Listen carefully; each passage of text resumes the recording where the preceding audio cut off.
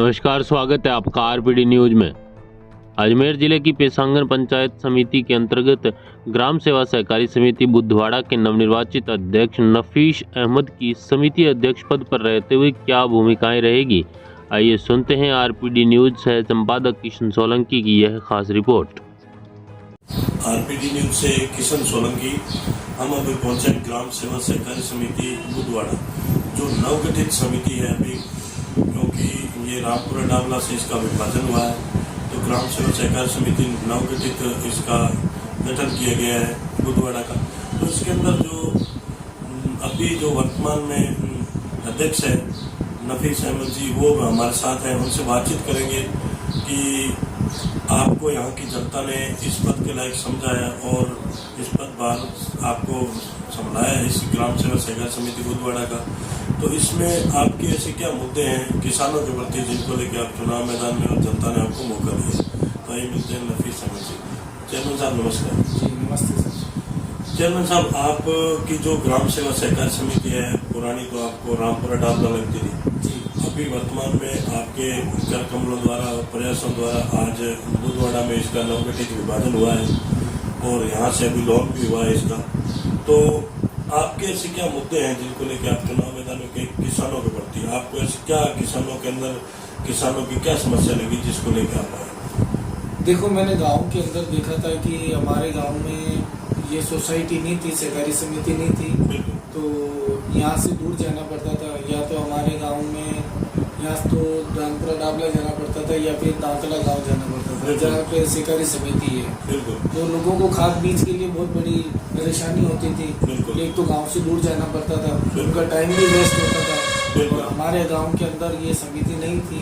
तो इस वजह से कि भाई गाँव के लोगों को ये फैसिलिटी मिले, खाद बीज इसी गाँव में उपलब्ध हो और हमारे गाँव के लोगों को ये लोन भी नहीं मिल पा रहा था दूसरे गाँव से। तो यहाँ अब समिति बनने से लोगों को ये भी मिलेगा कि यहाँ भी लोन भी मिलेगा और खाद बीज की व्यवस्था भी हो जाएगी। तो इसके लिए इनको बाहर नहीं जाना पड़ेगा, इनका टाइम भी खराब नहीं होगा। बहुत अच्छा।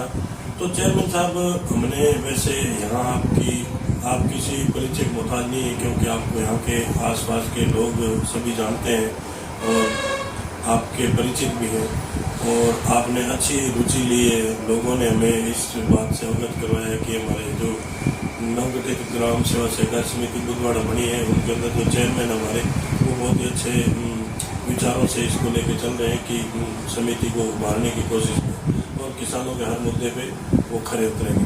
तो जैसे बात करते हैं चेयरमैन साहब, अब की बार पीछे आपने देखा होगा, क्योंकि आप एक जमींदार हैं, आपकी जमीन है, आप लोनर है एक समिति की, तो आपने देखा होगा कि जो यूरिया है 280-90 रुपए का बैग है, वो अब की बार 400-500 रुपए तक बिक रहा था प्राइवेट डीलरों से, और जो 1350 रुपए का डीएपी का बैग है वो 2018-1800 बिक रहा था। किसानों को कोसा जा रहा था प्राइवेट डीलरों के माध्यम से, क्योंकि खाद की बहुत बड़ी किल्लत थी और समितियों के अंदर खाद आ नहीं रही था, क्योंकि कई जगह तो ऐसी स्थिति थी समितियों में कि समितियों के अंदर बजट नहीं है। और आज क्रफ्ट इफको की बात करें कंपनियों की, तो वो पहले आरटीजीएस करवाते हैं पैसा, उसके बाद कहीं खाद भेजते हैं। तो कई जगह ऐसी स्थिति बनी हुई थी कि समितियों के अंदर पैसा नहीं था तो खाद नहीं ला पाए और खाद के लिए बहुत ही किसानों को भटकना पड़ा और बहुत ज़्यादा लूटे गए किसानों को। तो आगे अभी आप यहाँ आपकी नवगठित समिति है और आप भी चेयरमैन बने हैं और आप वैसे सक्षम हैं घर से भी, तो आपके ऐसे क्या प्रयास रहेंगे जो आप खाद, जैसे आपकी नवगठित समिति तो उसके अंदर अगर बैलेंस नहीं होगा तो आप कैसे व्यवस्था करेंगे? देखो, हमारा प्रयास है, अभी मैंने ये अपनी तरफ से ही ये सोसाइटी जो गठित हुई है, ये मैंने अपनी तरफ से ही पैसा जमा करवा कर ये सोसाइटी का गठन करवाया है। बिल्कुल।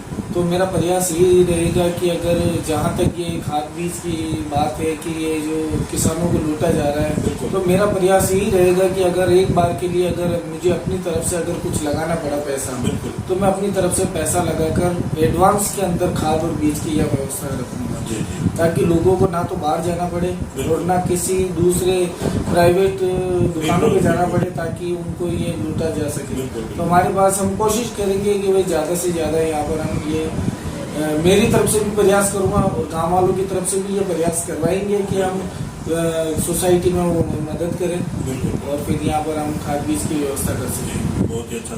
तो जैसे चेयरमैन साहब अभी आप चेयरमैन बने हैं और उसके अंदर क्या है, आज समितियों के अंदर हम देख रहे हैं पूरे राजस्थान के बाद कि इसके अंदर क्या है, जो आज आपके किसान आपके जो बुधवाड़ा क्षेत्र के जो किसान हैं जुड़े हुए हैं समिति से, जो लोनर है उनकी हिस्सा राशि है वो आपकी भी हिस्सा राशि है। आज आपने वहां से लोन ले रखा है तो आपकी हिस्सा राशि है, लेकिन वो हिस्सा राशि एक नियम के अनुसार होनी चाहिए ग्राम सेवा सहकारी समिति के खाते में, बचत खाते में, कि वो पैसा आज आपका लाखों रुपया पड़ा है हिस्सा राशि, तो वो पैसा अपन आपके या समिति के खाते में होगा तो आप उससे बिजनेस कर सके, खाद बीज में उसको एडजस्टमेंट कर सकते हैं। लेकिन वो पैसा समिति में रख के नहीं रख के आज सीसीबी में पड़ा है, लेकिन वो पैसा सीसीबी में आज वो सीसीबी है वो काम ले रहे हैं, उनका ब्याज है वो इंटरेस्ट आ रहा है, लेकिन आज वो पैसा ओरिजिनलिटी समितियों का होता है, समितियां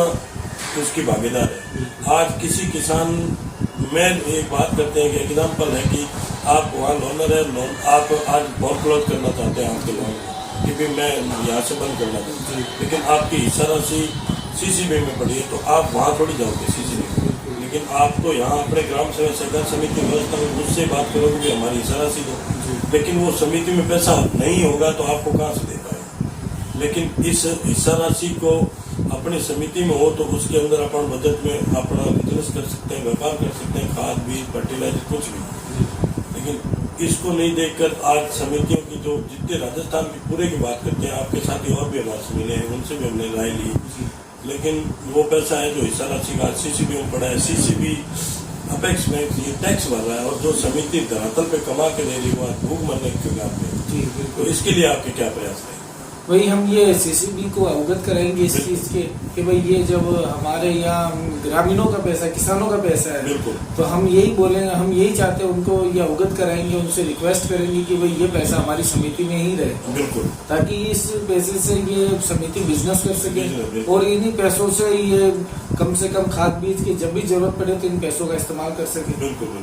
तो हम आगे से ये प्रयास करेंगे कि हम ये पैसा हमारी समिति में ही रखें, बिल्कुल, आगे ना जाने दें, क्योंकि ये हिस्सा राशि है ये किसानों की है, बिल्कुल, और ये यहीं रहनी चाहिए। बिल्कुल। और एक सवाल मेरा और है आपसे चेयरमैन साहब, क्योंकि आप यहाँ की जनता के आज जनता ने आपको बागडोर दी है और आज उनके आप जैसे प्रजा के राजा हो, क्योंकि किसान आपसे जुड़े हुए हैं, किसान आपसे आशा लगा के बैठे हैं कि हमारे लिए कुछ करो।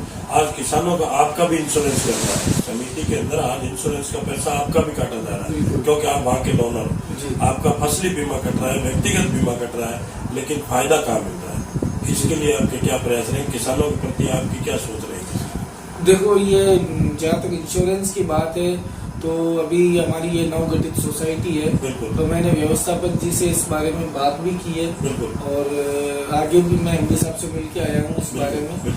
तो हम ये कोशिश करेंगे कि भाई हर तरीके से सोसाइटी की तरफ से किसी भी तरीके का जो किसानों को लाभ मिलता है वो लाभ मिलना चाहिए।